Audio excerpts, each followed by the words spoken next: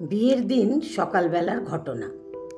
আমার গায়ে হলুদের অনুষ্ঠান শুরু হবে তার ঠিক কিছুক্ষণ আগেই আমার বেস্ট ফ্রেন্ড মানে আমার বেস্টির ফোন রিসিভ করতেই আমাকে জিজ্ঞেস করলো, কী রে, সকাল থেকে না খেয়ে আছিস তো?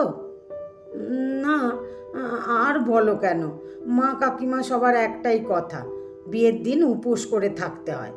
তা তুমিই বলো, সকাল থেকে রাত পর্যন্ত উপোস করে কি থাকা যায়?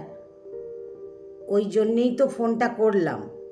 শোন, তোকে না খেয়ে থাকতে হবে না, তুই পেট ভরে খেয়ে নে তো। খেয়ে নেব?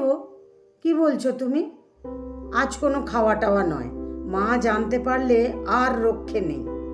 ধরা পড়লে তুমি তো আর বাঁচাতে আসবে না, আর খাবার দাবার কোথায় পাবো? তোকে বাঁচাতে হলে আমিই তো বাঁচাবো। তুমি তুমি আবার ওখান থেকে কিভাবে বাঁচাবে? তোমার কথা শুনলে হবে না, তোমার বুদ্ধিতে চললে কেস খাবো। এমনিতেই আমাদের বাড়িতে সব কিছু নিয়ম মেনে হয়। আমার মাকে তুমি তো চেনোই। তোর মায়ের কথা শুনবি না বেস্টির কথা শুনবি? আরে কি ঝামেলা ফেললে বলো তো তুমি? তুমি যে খেয়ে নিতে বলছো, তো খাবারটা পাবো কোথায়? সেই জন্যেই তো ফোনটা করেছি। শোন না একটা কথা, গায়ে হলুদের তত্ত্বের সঙ্গে একটাই মাত্র সবুজ প্যাকেট আছে, দেখেছিস কি? হ্যাঁ, দেখলাম তো। আমাকে তো কে যেন বলল ওর মধ্যে নাকি একটা স্পেশাল গিফট আছে। তুমি ওটা পাঠিয়েছ, সবার সামনে খুলতেও মানা করেছ তো। আমি ঠিক সময় করে খুলে দেখে নেব।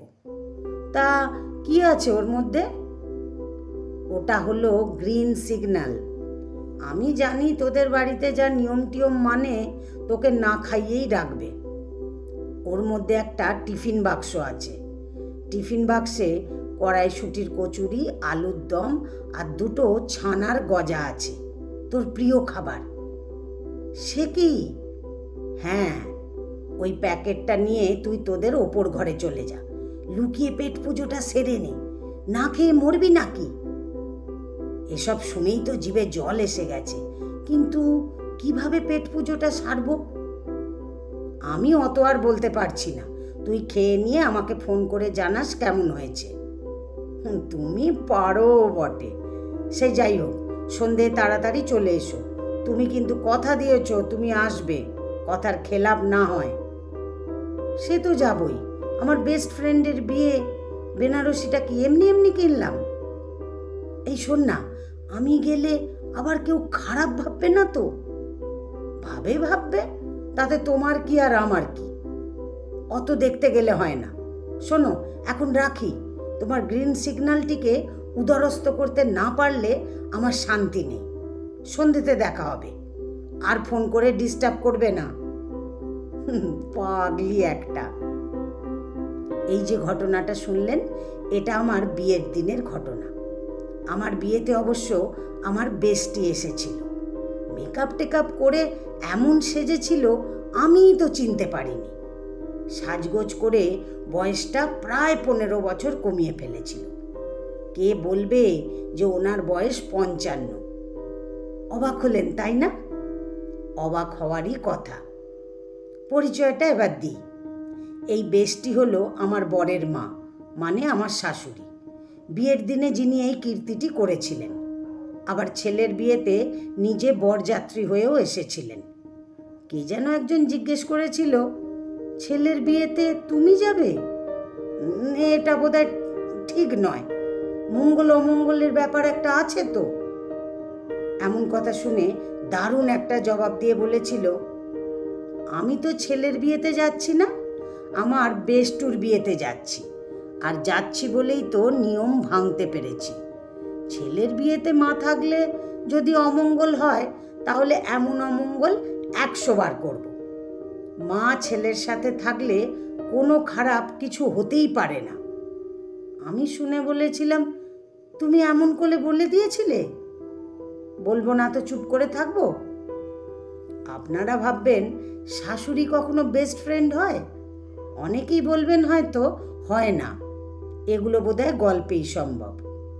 না, এগুলো বাস্তবেও সম্ভব।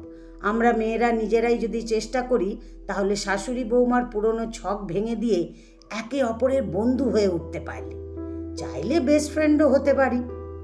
যেমন আমার সাথে আমার বেস্টির সম্পর্ক ঠিক তেমনি। আমার বিয়েটা প্রেম করি। সায়নের সাথে প্রেমটা হওয়ার কিছুদিনের মধ্যেই সায়ন বাড়িতে ওর মাকে আমার কথা বলেছিল। ওর মা বলেছিল, মেয়েটিকে একদিন আমার বাড়িতে নিয়ে আসিস তো, দেখব। মায়ের কথা শুনে সায়ন একদিন ওদের বাড়িতে নিয়ে গেল আমাকে। আমার তো ভীষণ ভয় ভয় করছে। আমার সাথে পরিচয় করিয়ে দিয়ে সায়ন বলল, মা, এই হলো মিতাশ্রী। আমার দিকে তাকিয়ে ভালো করে দেখে নিয়ে বলল, বেশ মিষ্টি নাম তো, আমি কিন্তু তোকে মিতা বলেই ডাকবো। আর হ্যাঁ, তুমি টুমি করে বলতে পারবো না, বুঝলি তো? ঠিক আছে কাকিমা, আপনার যেটা মনে হবে সেটাই বলবেন। এই আপনি টাবনি নয়, তুমি করেই বলিস। আপনিতে কেমন পরপর লাগে। মিতা মানে তো বন্ধু, কাজেই তুই আমারও বন্ধু। আর একটা কথা শুনে রাখ, আমার ছেলের সাথে যদি ব্রেকআপও হয়ে যায় কোনো দিন, তবুও আমরা বন্ধুই থাকবো, এটা বলে রাখলাম।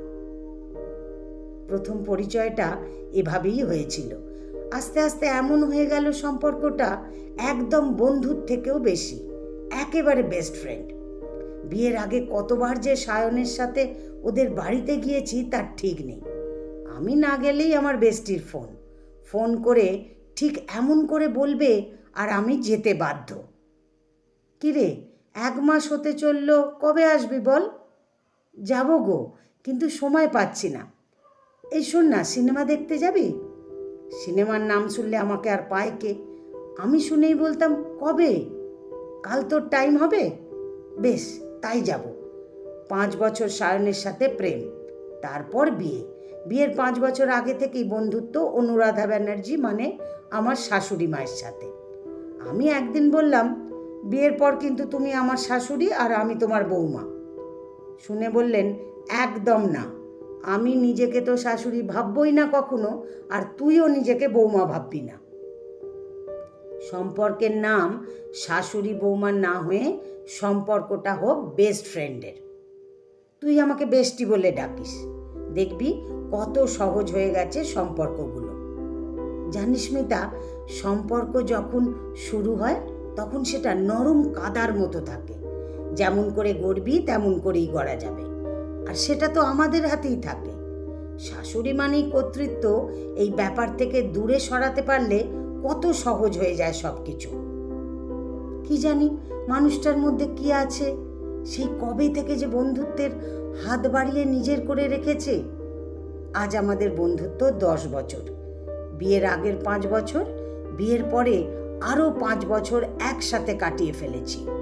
কখনো মনে হয়নি আমরা শাশুড়ি মা, এমনকি মা মেয়েও হতে চাইনি, বরং আমরা একে অপরের বন্ধু, বেস্ট ফ্রেন্ড, আমার বেস্টি।